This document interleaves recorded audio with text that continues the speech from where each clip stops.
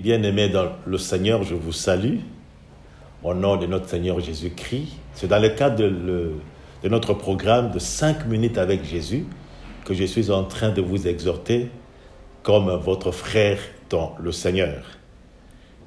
Nous allons lire un texte qui nous est familier dans l'Évangile selon Jean, le premier chapitre du 12e au 13e verset. La parole de Dieu nous dit ceci: « Mais à tous ceux qui l'ont reçu, à ceux qui croient en son nom, elle a donné le pouvoir de devenir enfants de Dieu, lesquels sont nés, non du sang, ni de la volonté de la chair, ni de la volonté de l'homme, mais de Dieu. » Amen. Frères et sœurs dans le Seigneur, dans ce texte, et c'est vrai, on nous parle des conditions, ceux qui ont reçu, qui ont crié, qui ont reçu Jésus-Christ comme Seigneur et Sauveur, ils ont eu le pouvoir, c'est-à-dire le privilège, le droit de devenir enfants de Dieu. C'est-à-dire, devenir enfant de Dieu est un privilège, est un pouvoir, est un droit que Dieu donne aux personnes qui reçoivent Christ. Ce n'est pas donné à tout le monde.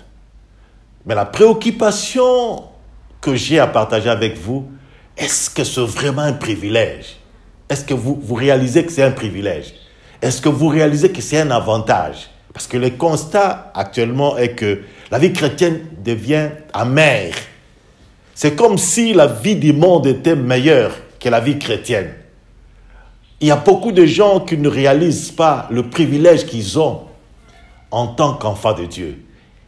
Et c'est ce qui fait qu'il y a beaucoup de frustrations, beaucoup de déceptions, parce qu'en fait, même les indicateurs du bonheur, les gens prennent les indicateurs du bonheur pour le ramener dans la vie chrétienne et demander à Dieu à agir comme ils veulent. Aujourd'hui, le bonheur, les indicateurs, c'est l'argent, ce sont des maisons, c'est le matériel, le voyage, le mariage, ainsi de suite.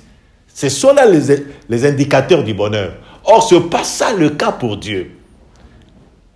Et c'est ce qui fait que beaucoup d'enfants de Dieu ne se sentent pas à l'aise parce qu'ils veulent absolument que Dieu fasse ce que le monde attend, ce que le monde a comme indicateur du bonheur. Ce n'est pas le cas. Est-ce que le mariage c'est mauvais? Non, c'est une très bonne chose. Le voyage, oui. L'argent, oui. Les maisons, oui. Mais ce ne sont pas là les indicateurs du bonheur pour le Seigneur. Et c'est un danger parce qu'aujourd'hui même les enfants de Dieu sont dans les détournements.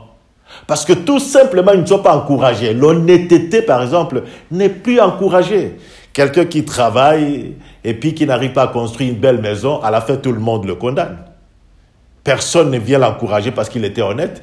Mais celui qui a détourné et qui a construit, parfois, il est acclamé. Donc, tout le monde commence à chercher. Parce que si c'est là le bonheur, tout le monde en cherche. Alors qu'il n'est pas le cas. Pour Dieu, je vous dis, je vous révèle un secret pour que vous compreniez. Le bonheur pour Dieu, c'est par exemple l'amour. Lorsqu'on aime, on aime Dieu de tout son cœur. On aime les autres, on s'aime soi-même. Voilà le bonheur. Voilà le bonheur qu'on ne peut pas trouver ailleurs. On ne peut pas trouver l'amour dans le monde. On n'en trouvera pas. On ne trouvera jamais le pardon, le pouvoir de pardonner dans le monde. Et ça, c'est Dieu qui donne à ces enfants seulement, à ceux qui ont accepté Jésus comme Seigneur et Sauveur. Mais malheureusement, ce n'est pas le cas aujourd'hui. Et vous êtes dans une vie qui vous dérange.